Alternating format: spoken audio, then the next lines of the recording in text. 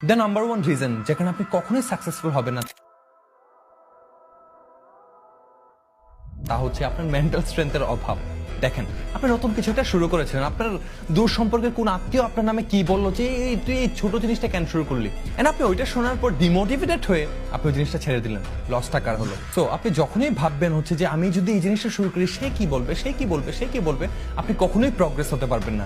দিন শেষে আপনি যদি না খেয়ে মরেও যান, ওইসব মানুষগুলো মাথা কামাবে না। বাট আপনি যদি কোনো একটা কিছু শুরু করতে চান, দেখেন আমরা লাইফে যত যা কিছুই করেন একটা ছোট দিয়ে ধাপে ধাপে গ্রেজুয়ালি কিন্তু আমাদেরকে বড় করতে হবে।